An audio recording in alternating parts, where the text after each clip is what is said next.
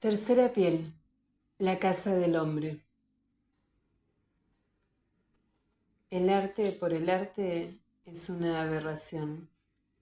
La arquitectura por la arquitectura es un crimen. Hundertwasser. Entre 1972 y 1980, Hundertwasser ha completado el recorrido formativo de su teoría naturista, iniciada en 1958 con el manifiesto del enmohecimiento. Unas intuiciones han seguido a las otras y los manifiestos se han sucedido unos a otros. La espiral de la conciencia ha alcanzado su punto de madurez crítica. El moralista comprometido en la ofensiva de rehabilitación de la relación hombre-naturaleza toma el relevo de la visión estética del pintor, asumiéndola integralmente. En esta cruzada hacia la felicidad por la belleza, la estética no va a interferir con la moral. Estética y moral van de la mano. El objetivo de mi libro es estudiar la visión de la sociedad que Hundertwasser propone al hombre de hoy, los medios que utiliza para conseguirla y los preceptos de higiene moral que se desprenden de ella. Existen muchas obras sobre la pintura de Hundertwasser y su fascinante magia visual, aunque este no es el objetivo de mi libro. Tampoco voy a pasar por alto estos aspectos. Se impone una afirmación. El arte está en el centro del pensamiento de Hundertwasser. Está presente hasta en su más pequeño soplo creador. El arte del pintor es su arte vital. A medida que avanzamos en el análisis de la teoría y el desarrollo del proyecto en cada nivel de conciencia del autor, se hace omnipresente su personalidad pictórica. Es precisamente en calidad de pintor como Hundertwasser aborda el problema hombre-naturaleza en general. Como pintor propone soluciones concretas. Del enmohecimiento a la santa mierda, su pensamiento operativo se articula en metáforas propiamente pictóricas.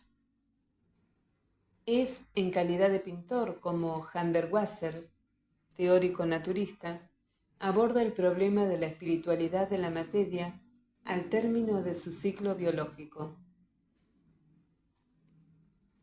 También como pintor, redacta en diciembre de 1981 el texto de un discurso sobre el color en arquitectura, discurso que jamás llegó a pronunciar.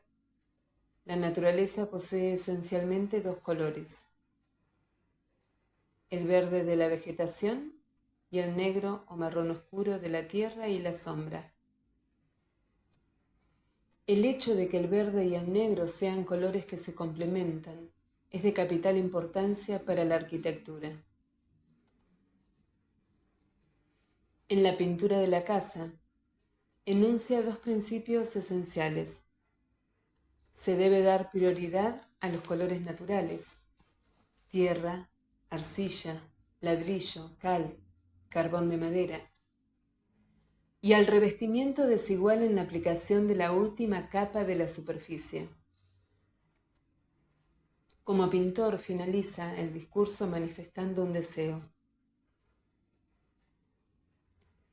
Cuando permitamos que la naturaleza vuelva a pintar las paredes, entonces serán humanas y podremos empezar una nueva vida. Este texto de 1981 refleja las preocupaciones dominantes del artista durante ese periodo. Trabaja en el proyecto de la Hundertwasser House de la Löwengasse, cuya maqueta presentó oficialmente el Ayuntamiento de Viena el año anterior. Se pondrá la primera piedra en 1983. Se siente preparado moralmente para afrontar, con hechos concretos, el desafío permanente a la línea recta que lanzó con su pintura 30 años antes. Además, siente que este primer proyecto será su gran obra. Una vez realizada, tendrá un valor ejemplar y reflejará su proyecto completo de sociedad a través de la afirmación tangible de sus convicciones arquitectónicas. El moralista de la arquitectura pone su filosofía a prueba, contrastándola con los hechos. La realidad dará la razón al teórico de la arquitectura, que se convierte en médico, especialista del rediseño de las viviendas enfermas. De hecho, durante los últimos 15 años, mientras continuaba su actividad de pintor y grabador, multiplicaba sus campañas ecológicas. Hundertwasser ha hecho más de 50 proyectos y maquetas para construcciones de nueva planta, para la rehabilitación de edificios y el rediseño de fachadas. En todo el mundo se presenta una exposición itinerante sobre su arquitectura completa. Esta producción viene a añadirse hoy a los más de 700 cuadros pintados hasta el momento y a una obra gráfica que sobrepasa el centenar de piezas, algunas de ellas de enorme tirada. El estudio de Hundertwasser House, o Casa Hundertwasser, va a servirnos de guía por esta producción arquitectónica abundante y en plena expansión. Nos permitirá discernir los criterios estructurales de la Hundertwasser House y las reacciones de sus moradores.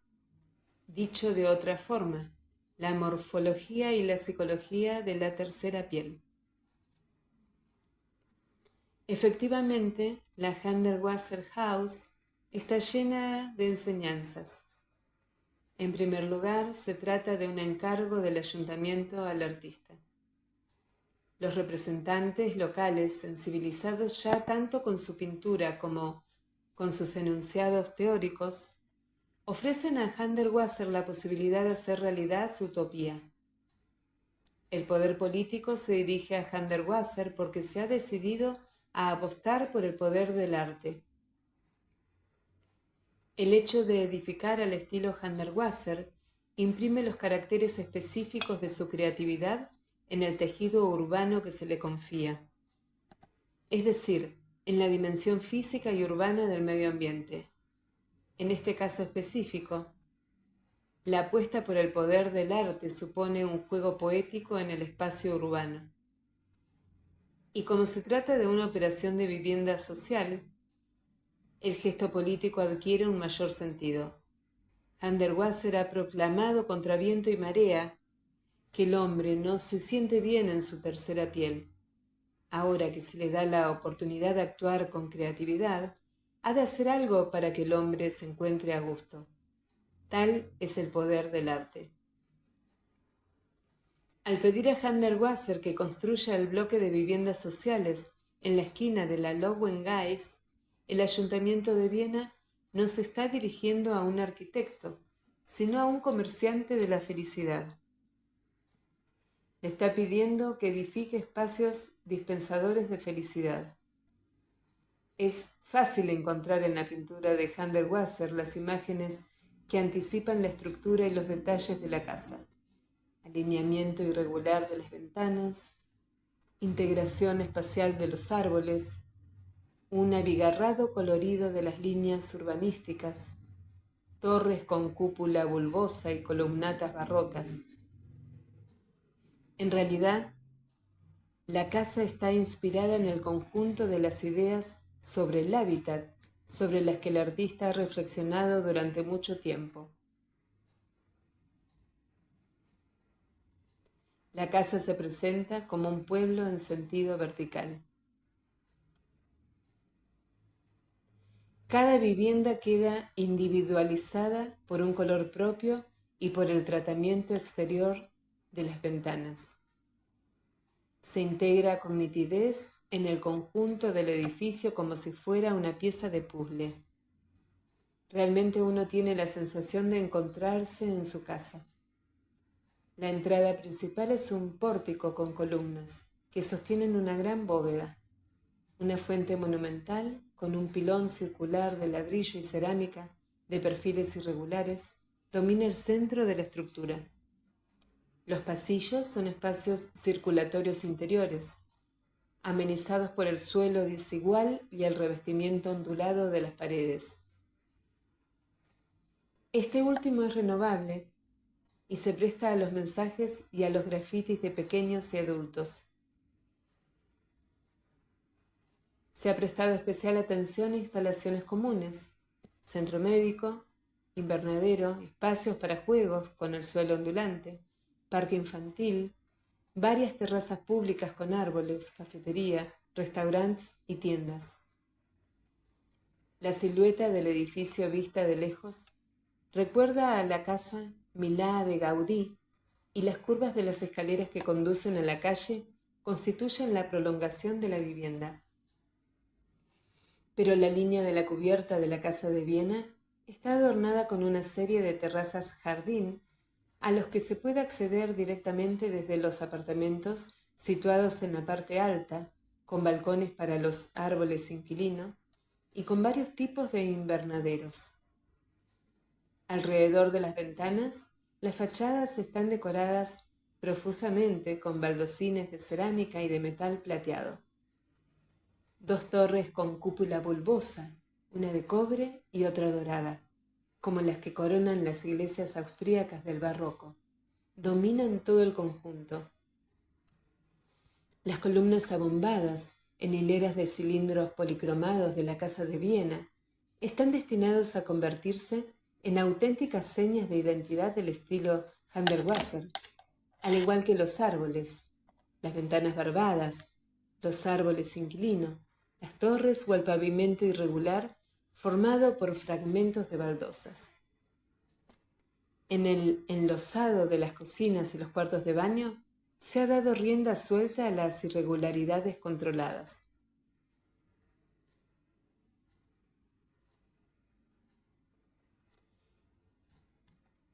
Voy a leer una nota que dice: en otro tiempo, el pintor pintaba casas. Hoy, los pintores tienen que inventar casas y los arquitectos han de construir según la pintura, porque ya no existen casas bonitas.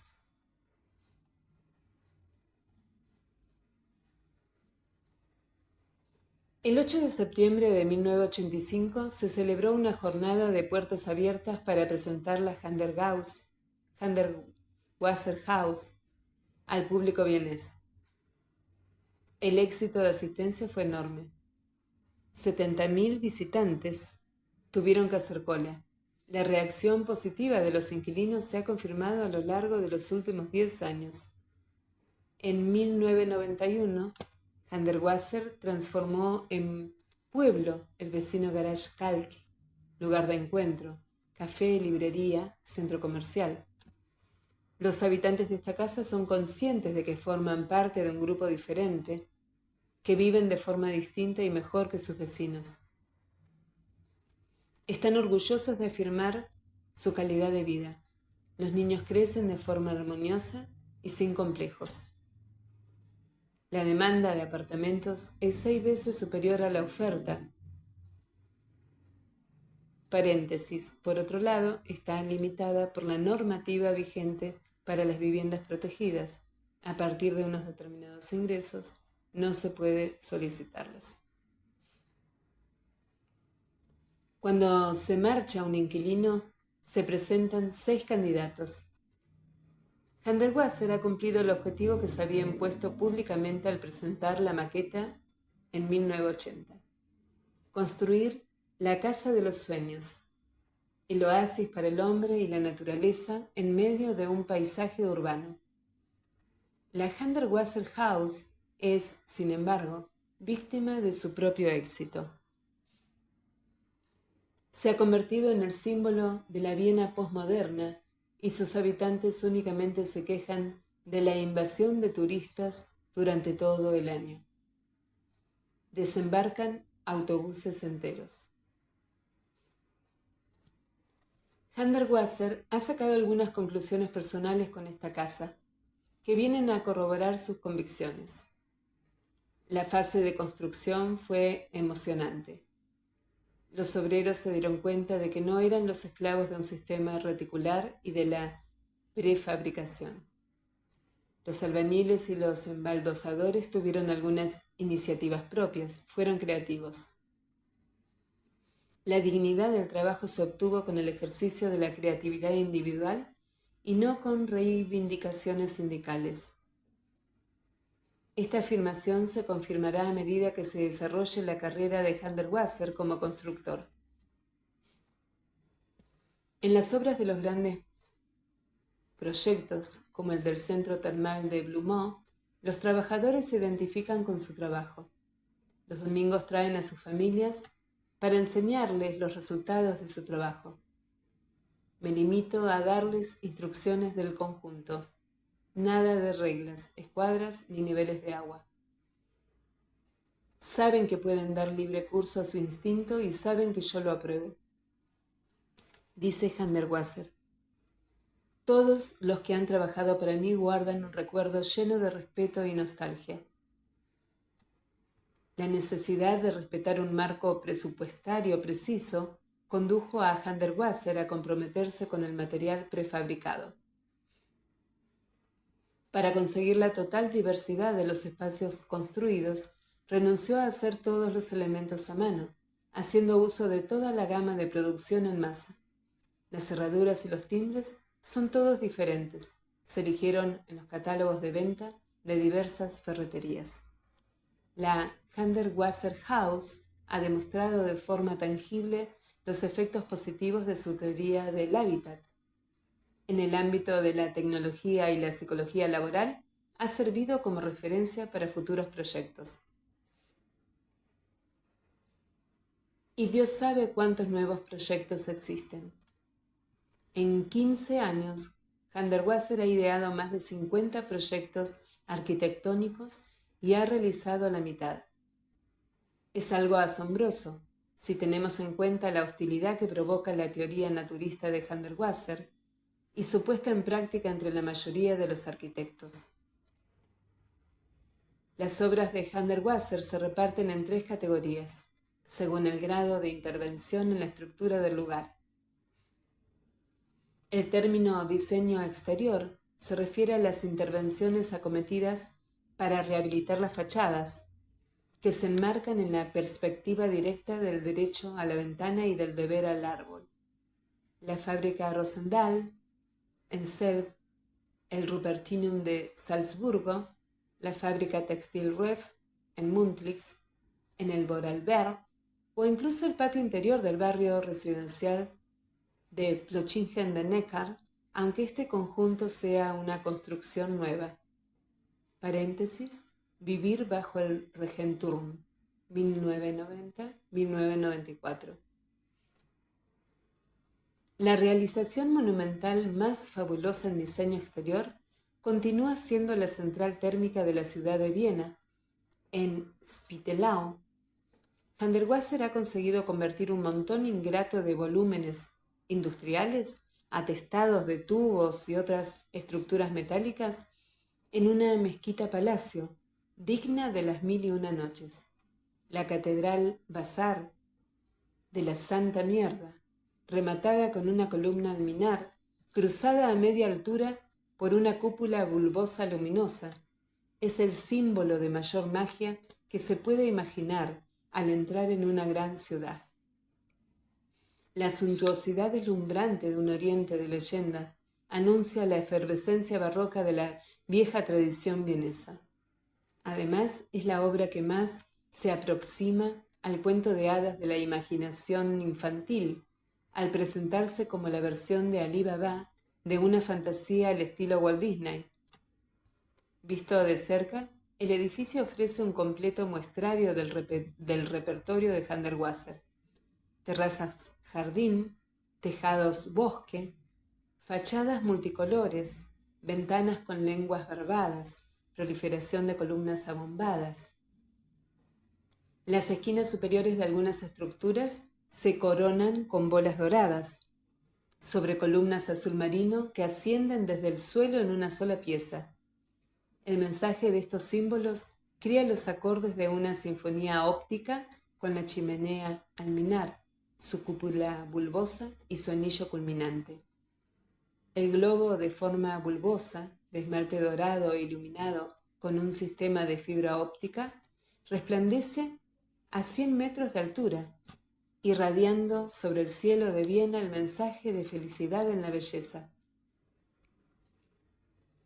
Es también un encargo del ayuntamiento.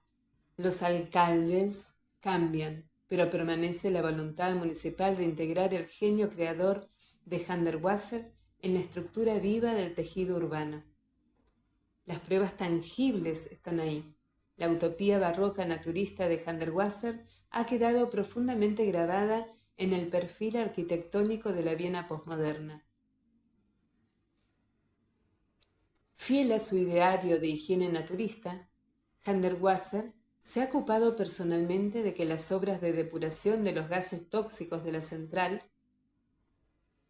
armonicen con su renovación exterior. El índice de emisión de dióxido de carbono de la central de Spittelau es prácticamente nulo. Este es el poder del arte. Pero si queremos experimentar todo su alcance, hay que contemplar el templo-palacio de Spittelau durante la noche, desde el borde de la carretera que se extiende a lo largo del Danubio. Nos daremos cuenta entonces del fervor poético con el que Hundertwasser ha sabido rendir tributo a la espiritualidad de la materia, en la gloriosa sublimación de su ciclo biológico. El término rediseño se aplica a los proyectos que, además de las intervenciones en las fachadas del edificio, suponen la remodelación y la renovación de los espacios interiores. Es curioso advertir que el conocido diseñador italiano posmoderno Alessandro Mendini utilizó este mismo término de rediseño hacia 1975 para definir sus intervenciones en muebles de producción industrial de los años 50. Los proyectos de rediseño son numerosos y variados, desde un museo folclórico, un restaurante de carretera, el Martin Luther Gymnasium o el pueblo al lado de la Hundertwasser House, hasta construcciones fundamentales que, desde un punto de vista espiritual y moral, revisten una importancia capital en la explicitación concreta del proyecto de Sociedad de Hundertwasser, la iglesia de Santa Bárbara, Estiria, y el Departamento de Oncología de la Clínica Universitaria de Graz. Santa Bárbara es una modesta iglesia católica de campo, construida en los años difíciles de la posguerra, 1948-1949. La iniciativa del párroco Friedrich Seck fue determinante. Una exposición de grabados en Tahití,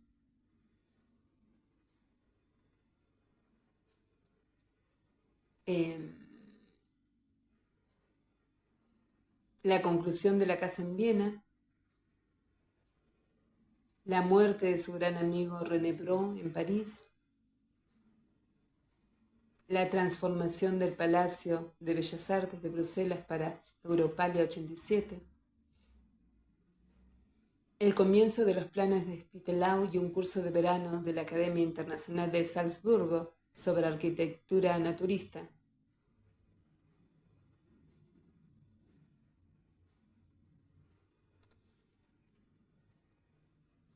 Hundertwasser encuentra tiempo para supervisar las obras de la iglesia de Santa Bárbara y de volcarse en ella, sin tener certeza del éxito del proyecto, hasta el punto de que hace un aguafuerte meditación en Barmbach para colaborar a la financiación de las obras. Renueva el campanario, coronándolo con una cúpula bulbosa de oro. El altar mayor, que adorna con una aureola plateada y recubre los tabiques de la sacristía con un pavimento de cerámicas ondulantes. Además, adorna la ventana del baptisterio con vidrieras espiral. Para afirmar el ecumenismo de su visión planetaria de la espiritualidad, multiplica los signos y símbolos de las grandes religiones del mundo que graba en placas de cerámica en los frontones de los pórticos conmemorativos, distribuidos alrededor de la iglesia como si fueran un parque tori japonés. La metamorfosis del templo ha impulsado el fervor de sus fieles y ha traído a Barmbach una inesperada corriente de turistas. La Kunsthaus-Wien constituye, después de la Hundertwasser-Haus y su pueblo comercial, el tercer testigo de la presencia de Hundertwasser en Viena, la joya cultural en la red de espacios dispensadores de felicidad que el mercader de la felicidad ha implantado en el tejido urbano del tercer distrito vienés. El antiguo edificio que albergaba la famosa fábrica de muebles Tonet ha sido rehabilitado al estilo oriental naturista y se ha convertido en museo, con una capacidad expositiva de 4.000 metros cuadrados. Las dos primeras plantas están dedicadas a la colección permanente, una antología de la obra de Hundertwasser. En las dos últimas plantas se celebran exposiciones temporales. En la planta baja se encuentran la recepción, la caja, el café-restaurant y la tienda, donde se vende toda la gama de ropa creativa, libros y objetos de recuerdo, la enciclopedia Brockhaus, el diccionario latino Stockwasser, pañuelos, bolígrafos, relojes de pulsera y carteles, todo aquello que buscan los fans. Este museo privado, que no recibe ayudas estatales, es mucho más visitado que todas las instituciones públicas juntas de Viena dedicadas al arte contemporáneo.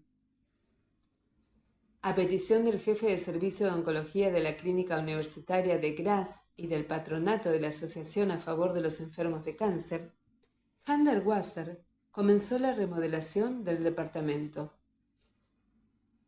Los médicos opinaban que el ambiente técnico y aséptico del hospital condicionaba negativamente a los pacientes y, en primer lugar, a los enfermos de cáncer, para quienes los problemas psicológicos tienen una importancia capital. El profesor Samonig le tomó la palabra a Hundertwasser.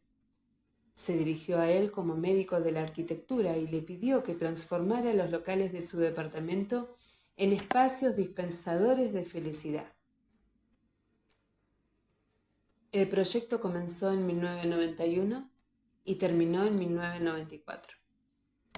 Una vez más, el artista contribuyó a la financiación de las obras con la edición de una litografía de gran tirada. 2 años después de la apertura del departamento renovado, los médicos realizaron una encuesta a los pacientes. ¿Qué influencia ha podido tener en el estado de ánimo y en su preocupación por el desarrollo de la enfermedad la renovación del ambiente del hospital y del lugar de tratamiento? La respuesta, que se acaba de publicar en una revista especializada, es netamente positiva.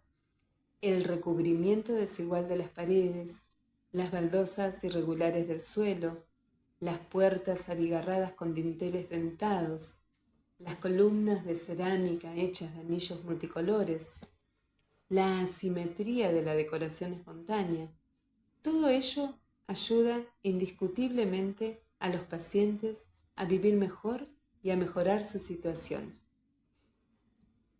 El médico de la tercera piel ha cumplido su contrato. Los proyectos de construcción de nueva planta se siguen desarrollando a un ritmo creciente, a medida que aumenta el público que siente la necesidad de encontrar en el hábitat la base para vivir mejor. Los clientes se dirigen hoy a Hundertwasser no solo para encargarle espacios dispensadores de felicidad. Esto es algo que los partidarios de su moral naturista dan por hecho, sino también para encargar espacios amados. Cuando se le tuvo por un filósofo vociferante, le dejaron gritar en el desierto. Al convertirse en un médico eficaz, quieren que actúe como alquimista de la arquitectura. Los nuevos proyectos reflejan una exigencia fundamental de calidad de vida. También son más ambiciosos.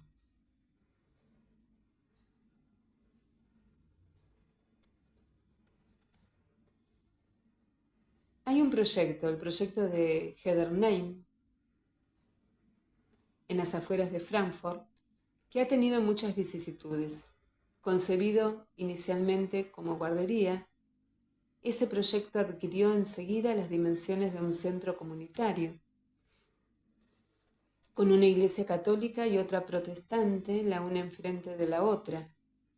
Después de muchas peripecias, las autoridades de Frankfurt y Hundertwasser regresaron al punto de partida y la guardería, formada por dos rampas cruzadas coronadas con dos torres doradas, se inauguró en 1995.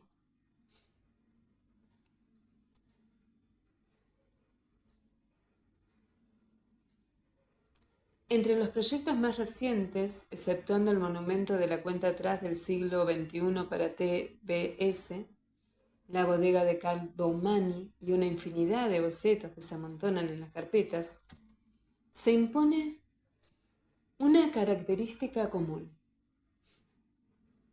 Los clientes del Hundertwasser tienen cada vez más amplias miras, reclaman un complejo residencial en las Islas Canarias, obra que empezó en el 96, un parque infantil en Japón, una espiral bosque en Darmstadt. Los planos de esa espiral verde son fascinantes.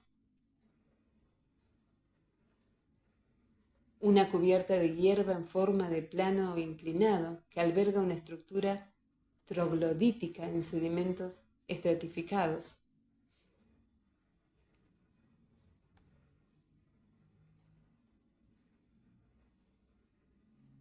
Muchos sueños se pueden realizar en esta espiral de la felicidad. Luego está el Centro Termal de Blumont en Estiria Oriental, que abrió sus puertas al público en mayo del 97. 7 años para la realización de este proyecto, 7 años de reflexión y de trabajo. Hasta el momento, Blumont es el mayor proyecto de Hundertwasser y el más rico en perspectivas futuras. Se vislumbra que aquí está surgiendo el modelo de ciudad ideal, que se basa completamente en el principio de armonía entre el hombre y la naturaleza. Blumont completa el tríptico urbano de Viena: casa, pueblo, Kunsthaus y su símbolo talismán de Spittelau. Estas realizaciones son el esbozo sorprendente de un proyecto de sociedad.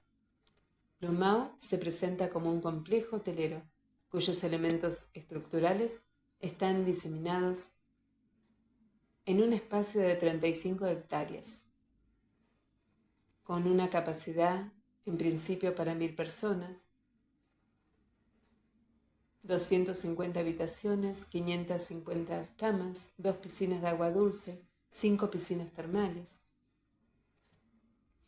Las zonas de hábitat se sitúan en las curvas de las praderas altas, que se utilizan al mismo tiempo como cubiertas de humus filtrante y como suelos para los bosques y los caminos de paseo. La circulación entre estas zonas, entre las casas de las praderas altas, no está restringida.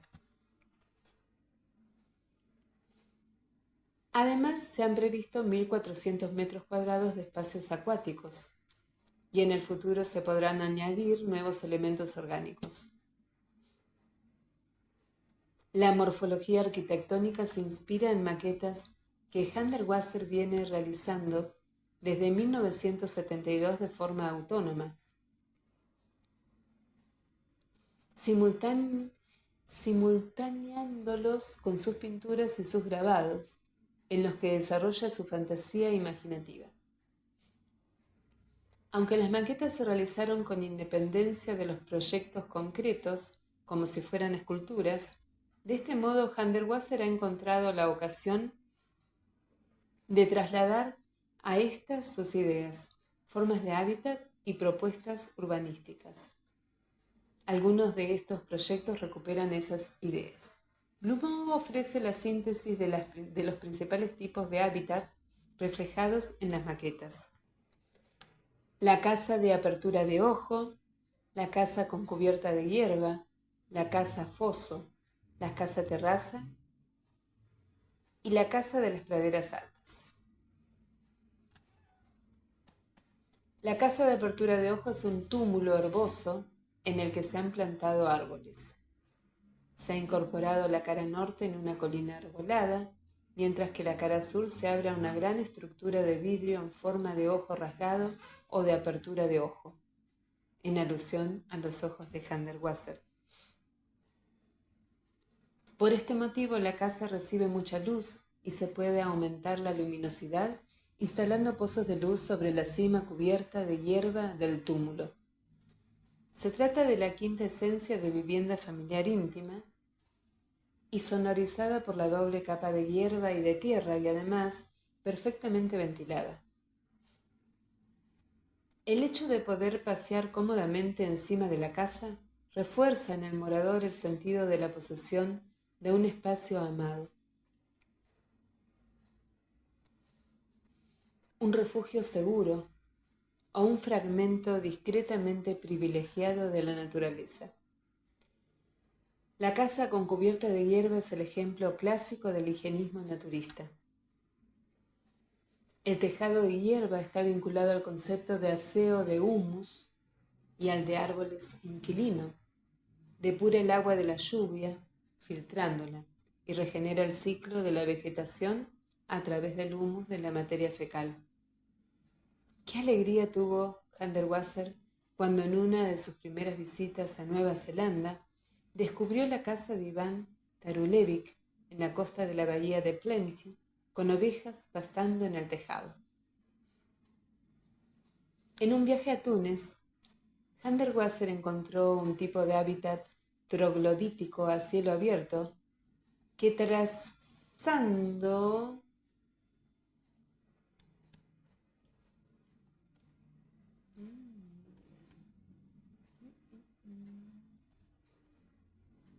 desde 1972, de forma autónoma, simultaneándolos con sus pinturas y sus grabados.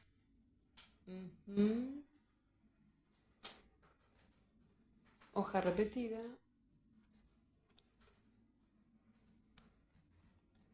Retomo la lectura porque había una hoja repetida. En un viaje a Túnez, Hundertwasser encontró un tipo de hábitat troglodítico a cielo abierto que también se puede hallar en China. Sobre los tabiques verticales del suelo se han cavado las viviendas que se abren a patio central, un gran foso. El sistema de la casa foso, fresca en verano y caliente en invierno, favorece la vida en comunidad de un grupo reducido y permite una mayor identidad de sus miembros. Las casas terraza facilitan la forma más sencilla de coexistencia entre el hombre y los árboles. La línea horizontal pertenece a la naturaleza, la vertical a las personas. Los niveles paralelos de jardines terrazas se encuentran con la presencia perpendicular del hombre y del árbol. Esta es la razón por la que la relación hombre-árbol debe adquirir proporciones religiosas. En palabras de Hundertwasser, no sobrevivirás si no amas al árbol como a ti mismo. En 1983 se presentó en Múnich una versión más refinada de la estructura en terrazas, con motivo de la Exposición Internacional de Jardinería, y suscitó un gran interés. La casa de las praderas altas se presenta como una estructura de 3 niveles superpuestos de casa terrazas, jardín, unidas por la circulación vertical. Una casa de este tipo se construirá próximamente en Dresde. Desde el momento de su apertura, el índice de ocupación en Blue Mall es del 89%. En marzo de 1998, Hundertwasser y el empresario Robert Rogner obtuvieron el Premio a los Méritos Personales en el Campo del Turismo de la Asociación Alemana de Periodistas de Turismo. La visita del lugar y el estudio de los planos demuestran el cuidado que puso Hundertwasser en la elaboración de una doble red de circulación, itinerarios individuales y zonas de actividades colectivas, lugares de retiro y meditación y espacios de diálogo. Estas redes no surgen automáticamente, no se imponen por sí mismas, solo están balizadas por los volúmenes y los contornos de las curvas de nivel que configuran el aspecto del terreno paisajístico. Hundertwasser se acordó del estudio que realizó con Gustav Page en 1974 sobre la conversión de la Seilergasse de Viena en zona peatonal. Al ser humano no se le obliga a su felicidad. En cualquier caso, todo está dispuesto de forma que se invita a viajar a los espacios dispensadores de felicidad que merece la pena amar. En el ámbito de la arquitectura y del urbanismo, se puede decir que desde 1972 y durante un periodo de 15 años, Hundertwasser pensó en todo, desde la casa del hombre feliz hasta el palacio de cuento de hadas, para el reciclaje de basuras, desde la iglesia de sus sueños, templo del humanismo ecuménico, hasta la parada de taxis, el restaurante de carretera, desde la autopista naturista en semitúnel frondoso hasta los aseos públicos, desde el hotel o el hospital al centro termal o museo, sin olvidar las fuentes espiral y el rediseño de relojes, de automóviles, de aviones, de barcos, después de los lavaderos de minas y de los silos. Hundertwasser ha estudiado la tercera piel del hombre hasta en sus más recónditos pliegues. Por ello, en el mismo periodo, la espiral de su conciencia se dilata y aparecen nuevos niveles sensibles, una cuarta y una quinta piel. Hundertwasser se interesa cada vez con mayor pasión por el medio ambiente social y por el destino de la identidad colectiva. Rechaza la supranacionalidad y combate la Unión Europea. Está muy sensibilizado con las amenazas que la ciencia y su derivado irresponsable, la tecnología, hacen pesar sobre el planeta. Milita contra la energía nuclear y contra la contaminación en todas sus formas, al tiempo que se distancia de los políticos ecologistas. Manifiesta que el virus de la línea recta afecta tanto a los partidos de derecha como a los de izquierda, y que a menudo la espiral de su conciencia le ha empujado a adoptar, a través de sus campañas de opinión, sus discursos y sus carteles, posiciones cercanas a las que defiende el pensamiento de las derechas moderadas austríacas y europeas. Todo se desarrolla como si al tomar posición sobre todos los problemas candentes de la sociedad actual, Hundertwasser estuviera siguiendo un programa de partido que se dirige a un hombre ideal, virtualmente real, habitante típico de los espacios dispensadores de felicidad de la Hundertwasser House de Viena, el visitante de la Kunsthaus Wien, el fiel de Santa Bárbara, el basurero de Spittelau, el paciente de Graz o el banista de Blue Mall. Este hombre ideal, del que se espera que haya comprendido la gramática del ver y el manifiesto del enmohecimiento, antes de que su respeto por la naturaleza le haya permitido atisbar la clave de la felicidad en la belleza, este hombre ideal debe ser ipso facto prosemita y antisionista, odiar el dirigismo comunista y temer la dictadura del liberalismo económico, sentir nostalgia de las viejas matrículas austríacas para su coche y luchar contra la Unión Europea, alentar a Nueva Zelanda para que cambie su bandera y afirme mejor su identidad nacional? ¿Poner en duda en todo momento el valor del crecimiento de la sociedad para denunciar la demagogia ecologista? Al plantearme estas preguntas legítimas, he configurado el retrato robot de la persona que apoyaría un proyecto de sociedad con el signo de Friedensreich Hundertwasser. Y efectivamente podríamos imaginarnos al ciudadano de una neo-Babilonia de ciudades de raza y de jardines colgantes, que haría alarde, además de un culto naturalista al árbol, al agua y a la mierda, de convicciones nacionalistas y pacifistas, de la búsqueda de la calidad en la mejora de las técnicas artesanales, del mito del buen salvaje y del deseo de ser gobernado por un buen rey, un monarca sabio e ilustrado, capaz de conjurar el ardor intempestivo de los escribas. El rey, Dios sabe si la metáfora monárquica será del agrado de Hundertwasser. Es una idea recurrente en sus escritos, y cuando la exaltación sagrada se apodera de él delante de un cuadro, de una idea, de un acto magnánimo, él se siente rey, un auténtico rey. En un texto de 1982-1983 se explica con claridad. Todo el mundo puede llevar una corona y hacer que le admiren como rey. Esto funcionará al principio y después el que se sienta usurpador huirá, pero quien se sienta bien en su piel de rey se empecinará en llevar los atributos de la realeza. La gente le tomará por un bufón y se reirán de él, pero en ese momento, si es fuerte, opondrá a esa situación algo tan fuerte como la masa que se ríe de él, y de esta forma conseguirá una posición igual a la de un rey. Se convertirá en un rey. En realidad, la visión monárquica de Hundertwasser depende ante todo del orden estético. Se siente rey en su arte y por su arte. El éxito de su pintura le ha conferido los atributos de la realeza, la majestad de su inmenso talento, la humanidad de su visión planetaria. Es consciente de que esa posición eminente le concede derechos y deberes.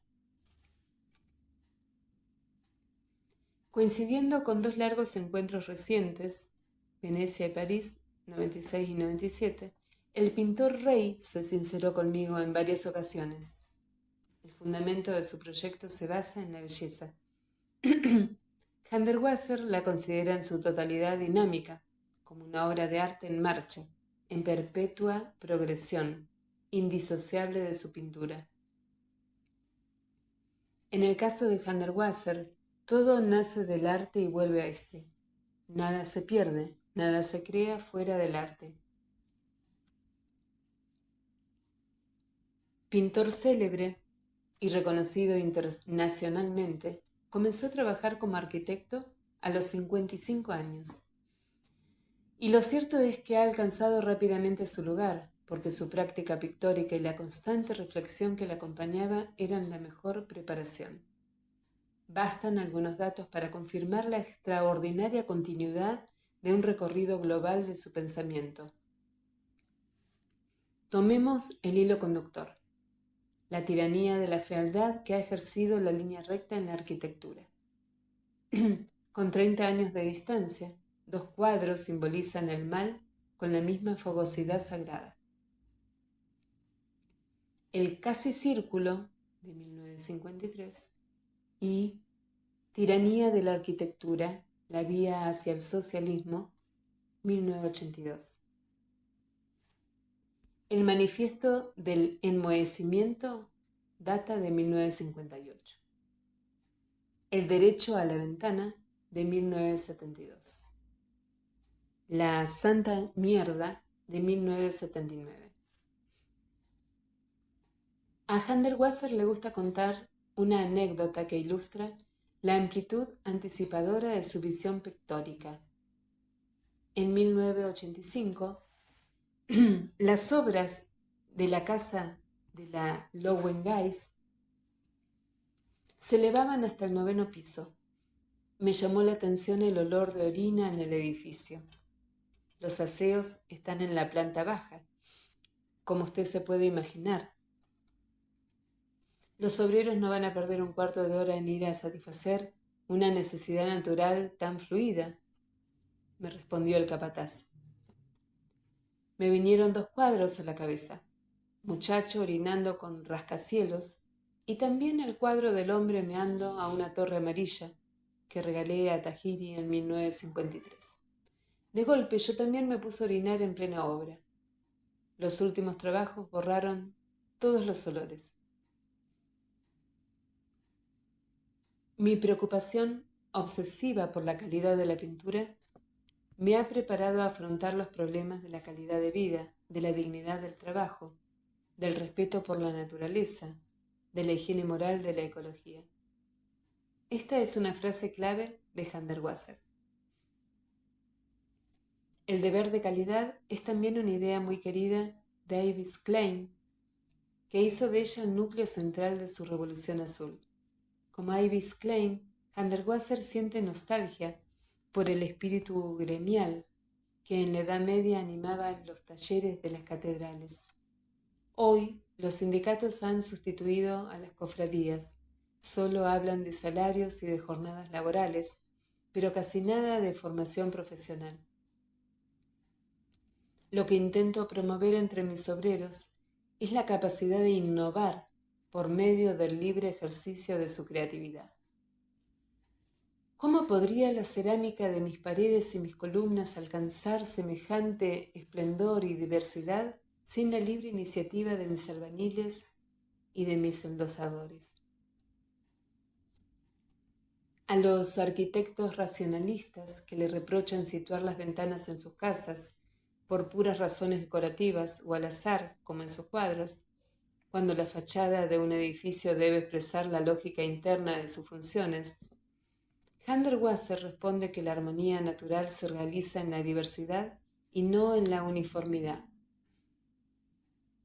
La ley de la naturaleza es la ley del arte, la del juego aleatorio de la creatividad espontánea. Los detalles más espectaculares de la belleza de la naturaleza se nos presentan en su total gratuidad. ¿Para qué sirven los preciosos dibujos sobre las alas de las mariposas o sobre las plumas del pavo real? El pintor Rey añade que la belleza es siempre funcional. Es la base de todos los logros tecnológicos de la ecología. La prueba es la siguiente. Estoy convencido de que las alas de las mariposas, ampliamente desplegadas al sol, son colectores de energía que actúan a la manera de los paneles fotovoltaicos de la energía solar e incluso de forma más eficaz, gracias a la belleza del diseño que engalanan las mariposas y que contrasta con el rigor geométrico de los paneles colectores industriales. Son los fotógrafos los que dan a la arquitectura funcional su aspecto estético. Su arte es el que hace que las cosas parezcan bellas, porque la arquitectura del sistema reticular ha perdido el contacto con la creatividad artesanal. Con Adolf Loos prohibió la ornamentación. Solo le queda la ilusión de la funcionalidad y el respeto de las obligaciones presupuestarias. Construir mal y a bajo precio solo contribuye a aumentar el terrible peligro social de la contaminación visual. Mis edificaciones son un poco más caras que las demás, que las planeadas según las normas. Esta característica no afecta sensiblemente al presupuesto final. Las previsiones iniciales para la Casa de Viena establecieron el coste. Bueno, acá habla de dinero. Y termina diciendo que la inversión estética en el hábitat tiene consecuencias determinantes para la calidad de vida, para los obreros en el trabajo y después para los habitantes en su existencia diaria. Y que estas consecuencias no se pueden medir con cifras. Una casa con cubierta de hierba cuesta como máximo un 5 a un 10% más que una casa normal, pero la diferencia en calidad de vida es enorme. Si creemos a Malcolm Wells, un arquitecto ecologista norteamericano que realiza estudios comparativos en este sentido y cuyas cifras esgrime Hundertwasser para corroborar sus tesis, no puede dejar de resultar chocante la violencia radical y el fervor religioso con que Hundertwasser expresa sus convicciones en sus escritos y en sus polémicas campañas. No existe compromiso entre la belleza y la fealdad. La verdad reside en el arte, en su infinita riqueza intuitiva. El rey del arte asume en la vida los mismos derechos y obligaciones que asume en la pintura, y estos derechos son obligaciones. El arte ha dado a Hundertwasser el derecho permanente a ayudar al hombre a vivir en la mayor armonía posible con la naturaleza, para que pueda desarrollar su instinto creativo y para preservar su libertad, su identidad, su derecho a la felicidad, y para que no se aleje del buen camino. Le propone barreras de belleza, que no son otra cosa que el uso inteligente de las irregularidades no reglamentadas que generó la naturaleza de forma espontánea.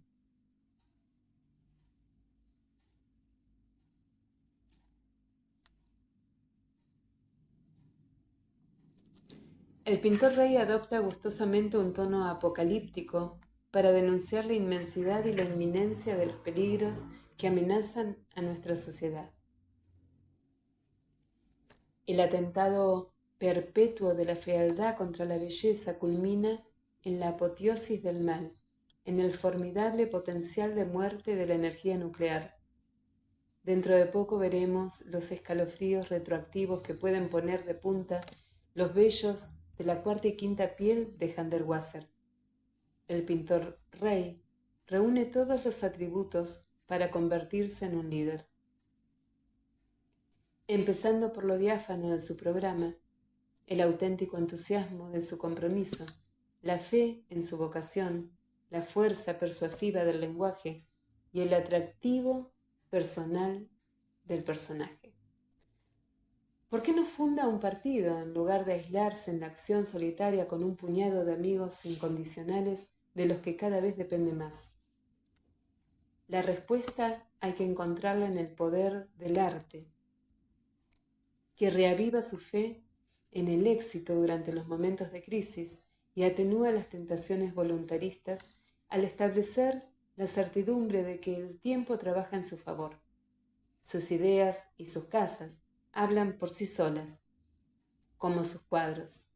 La afirmación de la verdad es inevitable cuando ésta toma el camino de la belleza.